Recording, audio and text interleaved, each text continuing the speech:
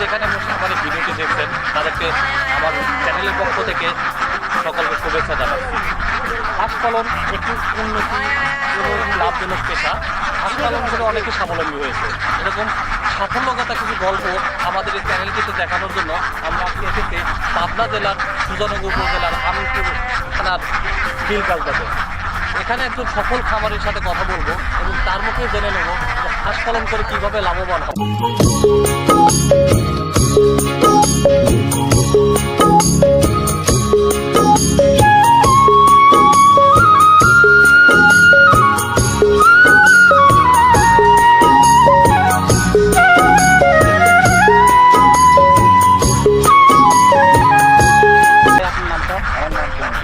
আপনার বাসা কোথায়? আচ্ছা, আপনি তো এখানে অনেক হাঁস পালন করতেছেন। কতদিন ধরে এই হাঁস পালন করার সাথে আছেন? বছর তিনেক হলো। তো আপনি কি সবসময় এরকম ডিম পাড়া হাঁসগুলাই লালন পালন করেন? আমি সবসময় ডিম পাড়া হাঁস। আচ্ছা, আপনার খামারে মোট কতগুলো হাঁস আছে? 980-82টা হাঁস। এই হাঁসগুলোর বয়স কেমন? 9 মাস। তাহলে এই 9 মাস হচ্ছে আপনার হাঁসগুলোর বয়স এবং প্রতিটা হাঁসই প্রায় ডিম দেয়। আচ্ছা, আপনি যে এই হাঁসগুলো লালন পালন করেন এবং এই হাঁসগুলোর মূলত কী খাবার দেয়? খাবার দেয় ধান, গম, গমের ফুট।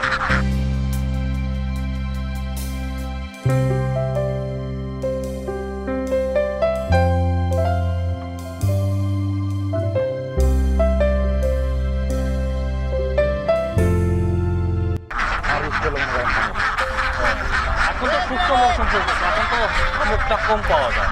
এখন আপনি দানাদার খাবারগুলোই দিচ্ছেন। দানাদার খাবার। এই 900 হাঁস প্রতিদিন কি পরিমাণ খাবার খায়? সরকার যে 4 মণ হালকা খায়। 4.5 মণ দানাদার খাবার খায় এবং এগুলো হচ্ছে ধান আর গম। এবং এর পাশাপাশি আপনি কোনো প্রোটিন জাতীয়, তার মানে ভিটামিন টিটামিন এরকম কিছু খাওয়ান? ভিটামিনও খাওয়ান, ক্যালসিয়াম খাওয়াচ্ছেন। আচ্ছা, এইবার তাহলে আজকে আপনার যেহেতু 900 হাঁস আছে, আপনি প্রতিদিন কী পরিমাণ ডিম পান এই হাঁস থেকে? মনে করেন যে আচ্ছা, আপনার যে হাঁসগুলো আছে, 900 হাঁসগুলো আছে, প্রতিদিন কী পরিমাণে ডিম পান? মনে করেন আজ 15 দিন আগে পড়ছে 800 করি, 800 করি। এই আজ 7 টাকা না কোনো দাম 730-40 টাকা। তার মানে অ্যাভারেজে আপনার 70 থেকে 80% ডিম আসে আর কি প্রতি মাসে আর কি। প্রতিদিন যে আপনার 900 হাঁস আছে সেখান থেকে 700, 800, 750 এরকম ডিম আছে। আচ্ছা, আমরা যদি হিসাব করি তাহলে প্রতিটা ডিমের বাজার মূল্য কীরকম হতে পারে? কয় টাকা থেকে প্রতিদিন কয় টাকা করে বিক্রি করে? 1100 মনে করেন যে আমি 930 টাকা নেব। তাহলে 11 থেকে 930 টাকা বিক্রি করেন, তাহলে আপনি একটা মাসের হিসাব করেন অবশ্যই। তাহলে আপনি মাসে কত টাকা ডিম বিক্রি করেন? মাসে এটা হচ্ছে 1.5 লাখের বেশি হয়। 1.5 লাখ টাকা যদি বিক্রি করেন, এক্ষেত্রে দেখা যাচ্ছে এই হাঁসগুলো আপনি একটানা কতদিন ডিম পাবেন? মাস তিনেক একটা না মাস দিনে একটা ডিম পারলে দেখা যাচ্ছে এখন তো শুষ্ক মৌসুম, কিছুদিন পরে বিলে পানি আসলে, বর্ষার পানি আসলে বিলের কিছু ধান কিংবা শামুক জাতীয় খাবার খাবে, তখন আপনার খাবারের পরিমাণ, যে খাবারগুলো দানাদার খাবারগুলো দিচ্ছেন সেগুলো কমে যাবে। এখন কথা হচ্ছে যে আপনি 900 হাঁস থেকে যে পরিমাণ ডিম পান এবং এর পিছনে যে খরচ এবং আপনার যে এর পিছনে যারা শ্রম দিচ্ছে তাদের যে খরচগুলো, এই খরচ মিটায় আপনার মাসে কত টাকা পাবে? মনে করেন এখন যে খরচ হচ্ছে আর যে পার্সেন্ট ডিম পাচ্ছে হালকা থেকে সীমিত, আর বাসেও নাও বাসে, কিন্তু এর আগে আমার মাসে।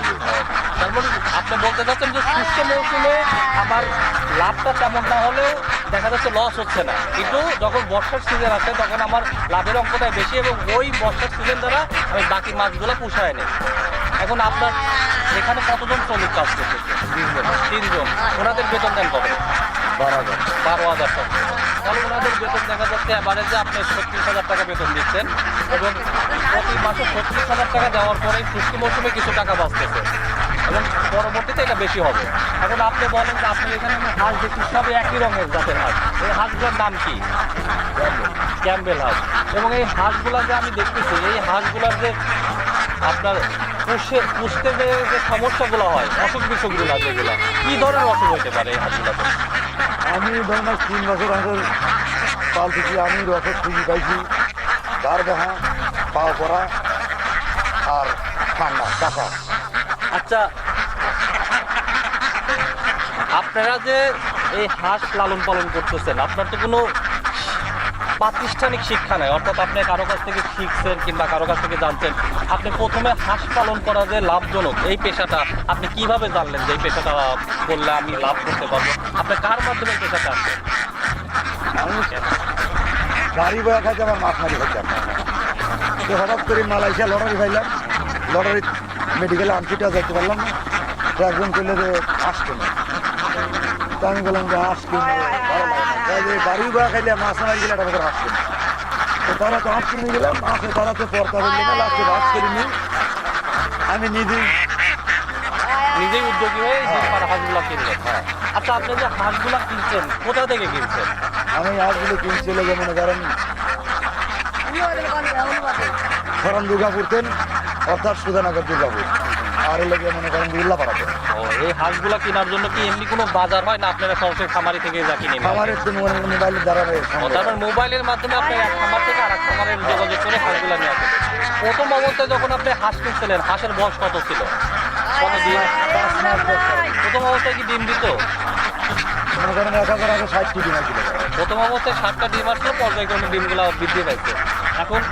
এখন যে বর্তমান অবস্থা, তাতে আপনার 100% ডিম আপনি না পেলেও মোটামুটি প্রতিটা হাঁসি ডিমের উপরে আছে এবং ডিম আপনাকে দিচ্ছে। এখন আমরা তো জানি যে সাধারণত পোলট্রি শিল্পেতে পোলট্রির যে ডিমগুলা বাজার ওঠানামা করে, তো হাঁসের ডিমের বাজার তো সারা বছর একই রকম থাকে, চাহিদাটাও বেশি। দাম করে তারপরে ওই পোলট্রি থেকে ডিমের চাহিদাটা বেশি, কারণ বর্তমানে হাঁস পালন হচ্ছে অনেক আগের থেকে বাণিজ্যিকভাবে করলে পরে হাঁসের ডিমের যে চাহিদা বাংলাদেশে, এটা এখনো পূরণ করা সম্ভব হচ্ছে না। এখন আমি আপনাকে জিজ্ঞাসা করবো যে এই হাঁসগুলা খোলা আকাশের নিচে যে রাখছেন, রক্ষণাবেক্ষণ কিভাবে করেন? কারণ ও কিন্তু গরমের জিনিস তো, হয়তো শিল পাথরের 42 ভার উপরে নেট দেয়, আর শীতের মৌসুমে যে পালা, ওই পালাটা ঠেকানোর সময় লাগে নেট দেয়। তাছাড়া খোলামেলা জায়গায় ভালো থাকে। আর রাত্রির বেলা কিভাবে হাঁসগুলা রাখে? এই রাত্রিবেলা মনে করেন যেটা আছে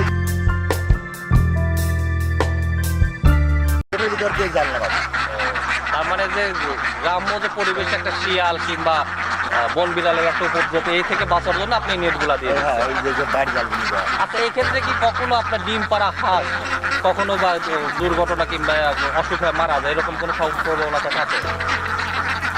না, আপনি 3 বছরের অভিজ্ঞতাতে মনে হয় যে আপনার কতটি হাঁস মারা গেছে এরকম কোনো না, এমনি হঠাৎ দুটোটা মারা গেছে। আর এই অসুখ বিষয়ে আমি নিজেই ওষুধ পরীক্ষা করি খাওয়ার জন্য, আমি নিজেই 4-5টা খাই। আচ্ছা, আমাদের তো উপজেলা পশু সম্পদ প্রাণী সম্পদ অধিদপ্তরের অফিস আছে, তো ওখান থেকে কি কেউ কখনো আসছে কিংবা আপনি কি ওখানে কখনো গেছেন যে আপনার এই বিষয়ে একটু সমস্যা কিংবা পরামর্শ দেওয়ার জন্য? হ্যাঁ, সুজানগর আমার গাইছে, আমি গেছি। আপনি একজন খামারি হিসাবে নিবন্ধিত আর কি। এখন আমরা আপনার কাছে আসছি যারা হাঁস চাষে উদ্যোগী কিংবা হাঁস চাষ করতে চান কিংবা হয়তো হাঁস চাষ সম্পর্কে তাদের জ্ঞানের দরকার, তো এই বিষয়ে আমরা পল্টুমার কাছ থেকে জানলাম। আমরা এই হাঁসটাকে সারা বাংলাদেশে ছড়াই দিতে চাই। সারা বাংলাদেশে যে 68,000 গ্রাম আছে, প্রতিটা গ্রামে চাই যে এরকম যেন একটা পল্টু ভাই জন্ম নেয়, এবং তার মাধ্যমে আমাদের যে দেশীয় আমিষের যে চাহিদা এবং আমাদের যে দেশীয় ডিমের যে একটা চাহিদা আছে, সে চাহিদা অনেক অংশে পূরণ হয়। শুধু দর্শকবৃন্দ, আমরা একজন সফল ব্যক্তির গল্প শুনলাম যে প্রথমে একটা গাড়ি থেকে শুরু করে গাড়ি চালানো, মাছ মারার পেশা থেকে চলে এসে নতুন একটা চ্যালেঞ্জিং পেশাতে হাঁস পালন পেশাতে সংযুক্ত হলো, এবং তার মাধ্যমে সে বর্তমানে অবস্থা আর্থসামাজিকভাবে অনেকটা লাভবান, এবং তার বর্তমান যে বাৎসরিক আয় সেটা চোখে পড়ার মতো। আমি আমার ভিউয়ার্সদের উদ্দেশ্য করে একটা কথাই বলতে চাই যে যারা হাঁস পালন করতে চান তারা আমাদের মাধ্যমে এবং পল্টু ভাইয়ের মাধ্যমে যদি কোনো পরামর্শ কিংবা কোনো তথ্যর দরকার হয় তাহলে আমাদের সাথে যোগাযোগ করেন, অবশ্যই আমরা আপনাদেরকে হেল্প করব। তো আজ এ পর্যন্তই। সবাই ভালো থাকবেন, সুস্থ থাকবেন। আমাদের কৃষি কথা চ্যানেলটি